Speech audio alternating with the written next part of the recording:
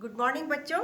हम जलवायु पाठ पढ़ रहे हैं। ऑलरेडी आधा हो चुका है और हमने मॉनसून के बारे में पढ़ा, जलवायु के बारे में पढ़ा। आज हम पढ़ेंगे ऋतुओं के बारे में, सीजन्स के बारे में। कितनी प्रकार की ऋतुएं होती हैं हम सबको मालूम है। मोस्टली हम पढ़ते ही आ रहे हैं बचपन से। 4 प्रकार की ऋतुएं होती हैं: ग्रीष्म ऋतु, शीत ऋतु, वर्षा ऋतु और एक स्प्रिंग सीजन भी होता है, वसंत ऋतु। तो आज हम इन्हीं ऋतुओं के बारे में पढ़ेंगे। तो सबसे पहले हम पढ़ेंगे शीत ऋतु के बारे में, जो अभी चल रही है हमारे यहाँ ना। ठंड की जो ऋतु होती है, शीत ऋतु। उत्तरी भारत में शीत ऋतु मध्य नवंबर से शुरू होकर फरवरी तक रहती है। अभी हमें देखा ना, अभी ठंड शुरू हो गई, तो मिड नवंबर से शुरू होकर के और फरवरी तक रहती है। भारत के उत्तरी भाग में, यानी सिर्फ नॉर्थ इंडिया में, पूरे भारत में नहीं, सिर्फ नॉर्थ इंडिया में, उत्तरी भारत में ये दिसंबर और जनवरी में सबसे ठंडे महीने होते हैं। तापमान दक्षिण से उत्तर की ओर बढ़ने पर घटता जाता है। जैसे ही हम दक्षिण से, साउथ से नॉर्थ की तरफ आते हैं, यानी नीचे से जब हम ऊपर की तरफ आते हैं, तो तापमान जो है वो घटता चला जाता है। और जितना तापमान घटता है उतना ही ज़्यादा ठंड होती है। पूर्वी तट पर चेन्नई साउथ इंडिया में है। चेन्नई का औसत तापमान 24 डिग्री सेल्सियस रहता है इन दिनों में, और ज़्यादा 25 डिग्री हो जाता है। जबकि उत्तरी मैदान में ये 10 डिग्री तक पहुंच जाता है इन दिनों में। जो अभी हमारे चल रहा है 10 डिग्री या से 15 डिग्री तक होता है, लेकिन इसी समय ये मौसम साउथ इंडिया में 24-25 डिग्री सेल्सियस होता है। तो इतना फर्क होता है। इस ऋतु में देश में उत्तर पूर्वी व्यापारिक पवनें प्रवाहित होती हैं। ये स्थल से, यानी जमीन से समुद्र की ओर जाती हैं। इसलिए देश के अधिकतर भाग में शुष्क मौसम होता है, खुश्क मौसम होता है। देश के उत्तरी भाग में कमजोर उच्च दाब का क्षेत्र बन जाता है, जिसमें हल्की पवनें इस क्षेत्र से बाहर की ओर प्रवाहित होती हैं। शीत ऋतु में उत्तरी मैदानों में पश्चिम और उत्तर पश्चिम से चक्रवाती विक्षोभ का अंतर्वाह विशेष लक्षण है। ये कम दाब वाली प्रणाली भूमध्य सागर और पश्चिमी एशिया के ऊपर उत्पन्न होती है।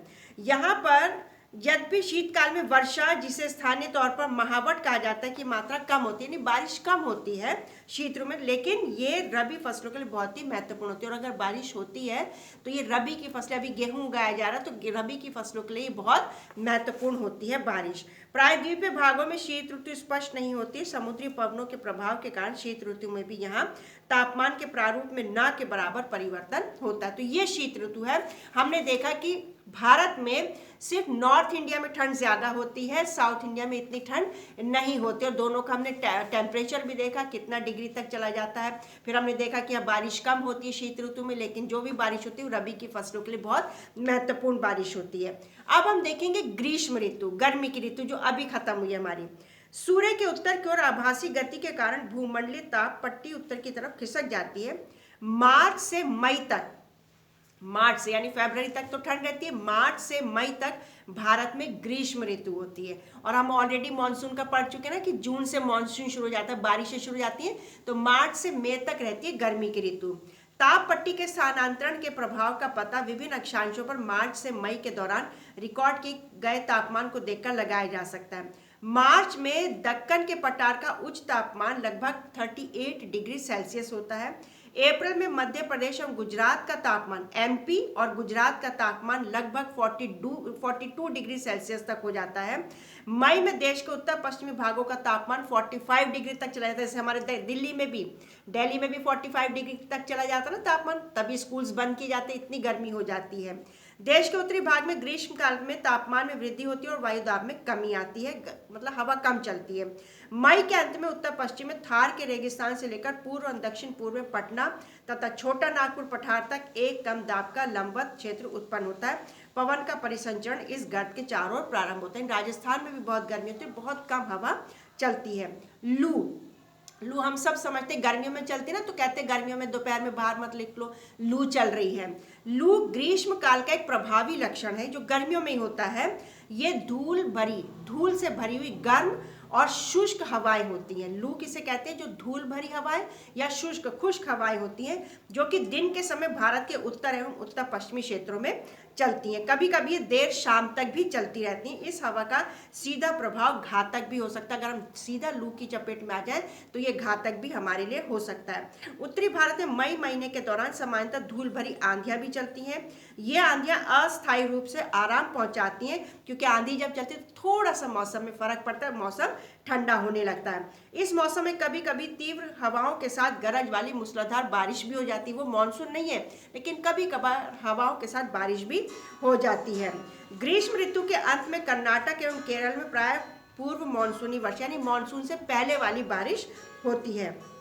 वर्षा, अब हम देखेंगे वर्षा ऋतु या मॉनसून का आगमन। हम ऑलरेडी पढ़ चुके हैं बारिश और बारिशों के बारे में, ठीक है ना।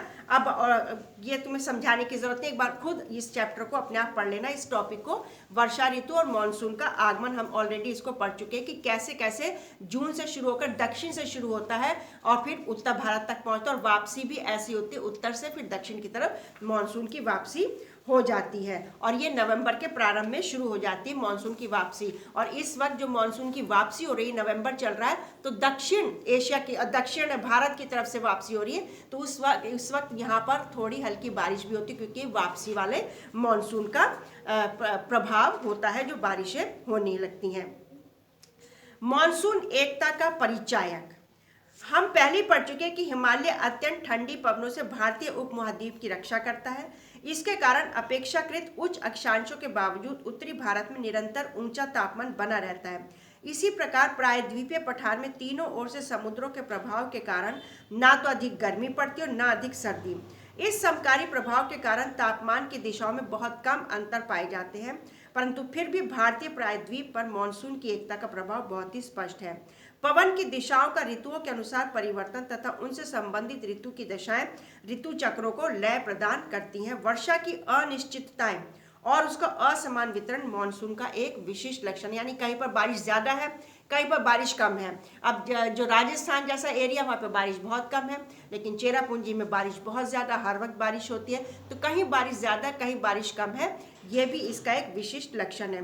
सारे भारत में इसके जीव व वनस्पति, इसका कृषि चक्र, मानव जीवन, त्योहार, उत्सव सभी इस मानसून लय के चारों ओर घूम रहे हैं। उत्तर से दक्षिण और पूर्व से पश्चिम तक संपूर्ण भारतवासी प्रतिवर्ष मानसून के आगमन की प्रतीक्षा करते। सभी लोग बारिश का वेट करते कि कब बारिश आएंगी, क्योंकि बारिश आने से मनुष्य को तो राहत मिलती, लेकिन कृषि के लिए भी बहुत फायदेमंद होती है। ये मानसूनी पवनें हमें जल प्रदान कर कृषि की प्रक्रिया में तेजी लाती हैं और संपूर्ण देश को एकता के सूत्र में बांधती हैं। नदी घाटियां जो इन जलों का संवहन करती हैं, उन्हें भी एक नदी घाटी इकाई का नाम दिया जाता है। तो इस प्रकार हमने देखा कि ऋतुएं भी बहुत जरूरी हैं, और भारत एक ऐसा देश है जहाँ पर हर प्रकार की ऋतु है।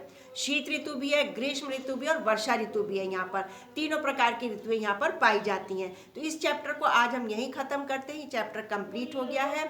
एक बार चैप्टर फिर से पूरा पढ़ लेना, क्वेश्चन आंसर्स भेजे जाएंगे, वो क्वेश्चन आंसर्स कर लेना। और नेक्स्ट वीक से तुम्हें टाइम टेबल जो मिलेगा उसके हिसाब से डेली क्लास हुआ करेगी। टाइम टेबल के हिसाब से ही चलेंगे, जैसा भी टाइम टेबल अभी आएगा तुम लोग के पास डेली, लेकिन टाइम का ध्यान रखना। उस टाइम टेबल में 40 मिनट्स की क्लास होगी, इसलिए टाइम का बहुत ध्यान रखना है।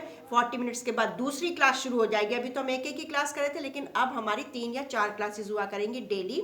तो 40 मिनट्स का ध्यान रखना, टाइम पीरियड का ध्यान रखना, उसी टाइम में अपना काम पूरा करना। जैसे हम स्कूल में पढ़ते थे ना, पीरियड सिस्टम था, वैसे ही अब हम पीरियड सिस्टम शुरू करने जा रहे हैं। प्रिंसिपल सर शुरू करने जा रहे हैं, मंडे से होगा।